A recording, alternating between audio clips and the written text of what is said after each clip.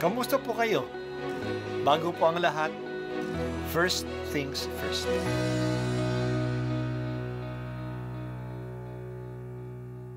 Good morning po. Sinisimulan po natin ngayon ang first things first. At dito po, tinatalakay natin sa unang bahagi ng umaga natin ay ang first readings na binabasa po sa banal na misa. Ito pong tinatalakay natin kasi madalas po kasi marami na tayong alam tungkol sa gospel readings. Pero konti po ang nagsasalita sa first readings. Pero ang first readings, bahagi din po yan ng Biblia, ng banal na kasulatan. Kaya susubaybayan po natin ang mga first readings, basahin po natin at kuminsan kailangan ng basahin ng 2 o 3 beses bago maintindihan kasi hindi po tayo familiar sa mga istorya at sa mga kaisipan na tinatalakay dito. Ang pagbasa mula sa aklat ng Henesis. Noong mga araw na iyon, umalis si Jacob sa Beerseba at nagpunta sa Haran. Inabot siya ng paglubog ng araw sa isang lugar at minabuti niyang doon na magpalipas ng gabi. Isang bato ang inunan niya sa kanyang pagtulog. Nang gabing yaon, siya'y nanaginip. May nakita siyang hagdan na abot sa langit at namamanhik manaog doon ang mga anghel. Walang ano-ano'y nakita niya ang Panginoon sa tabi niya. Wika sa kanya, "Ako ang Panginoon, ang Diyos ni Abraham at ni Isaac. Ang lupang ito na iyong hinihigan ay ibibigay ko sa iyo at sa iyong lahi. Darami sila na parang alikabok sa lupa at malalaganapan nila ang 4 na sulok ng daigdig. Sa pamamagitan mo at ng iyong lahi, pagpapalain ang lahat ng bansa. Tandaan mo, susubaybayan kita at ipagtatanggol saan ka man magpunta at ibabalik kita sa lupaing ito.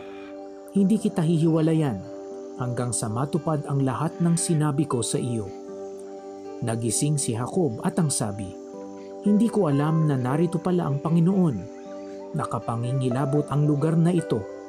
Ito ang bahay ng Diyos at pintuan ng kalangitan." Maagang gumising si Jacob ng umagang iyon.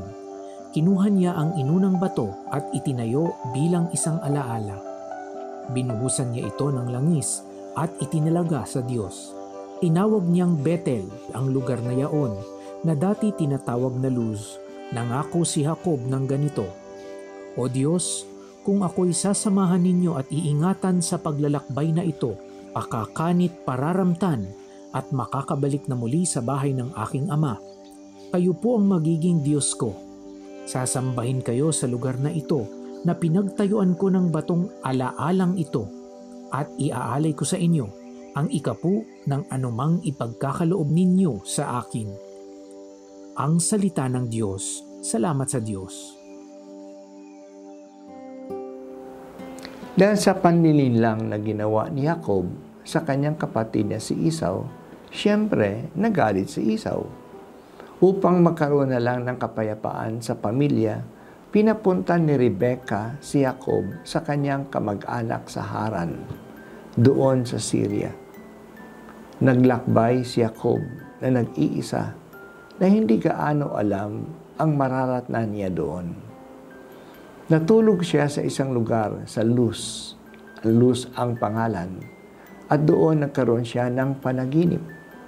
May hagdan papunta sa langit at doon nagsalita sa kanya ang Diyos.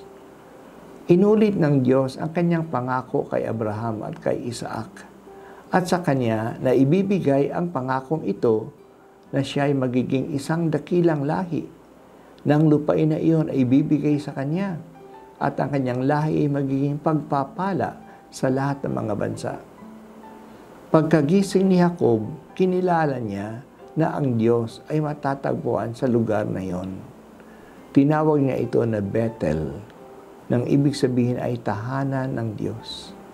Gumawa siya ng altar doon na ginamit ang bato, na ginamit niya ito unang upunan sa kanyang pagtulog. Ang bato ay naging altar sapagkat doon niya natagpuan ng Diyos sa kanyang pagtulog. Ang Bethel ay magiging isang tanyag na dambana sa kasaysayan ng Israel. Nangako din siya na kung siya ay gagabayan ng Diyos at makabalik uli sa lugar na yon, si Yahweh ang magiging Diyos niya at gagawa siya ng dambana sa lugar na yon. Natupad ang pangakong ito. Ang pangako ng Diyos na gagabayan siya sa kanyang paglalakbay at ang pangako ni Jacob na gagawa ng dambana doon, ang dambana ng Bethel. Paalis noon si Jacob sa kanyang pamilya at sa lupain ng kanyang ama. May panganib na hindi matutupad ang pangako ng Diyos kay Abraham at kay Isaac. Sa yugtong ito, nagpakita uli ang Diyos kay Jacob at sinariwa ang kanyang mga pangako sa kanyang ninuno. Ang relasyon niya sa Diyos kahit napaalis na siya ay hindi naputol. May hagdan na tumutulay sa kanya at sa langit. Ang larawang ito ng hagdan na kumokonek sa langit at sa lupa at may mga anghel na umaakyat at bumababa sa hagdan na ito ay ginamit din ni Jesus sa pagtawag niya kay Nathaniel. Magpapatuloy ang koneksyon ng langit at lupa. Hindi sila pababayaan ng Diyos. Lalo pang pagdating ni Jesus, mas lalong tumibay ang relasyon ng langit at ng lupa. Mahigpit ang koneksyon natin sa langit dahil kay Jesus na siyang galing sa langit na pumunta dito sa lupa at bumalik sa langit. Talagang tapat ang Diyos. Salamat o Diyos sa iyong katapatan. Hindi mo iniiwan ang iyong kaugnayan sa amin. Palagi mo sana itong ipaalaala sa amin, lalo na sa mga panahon ng kahirapan, na may koneksyon kami sa iyo. May koneksyon kami sa langit.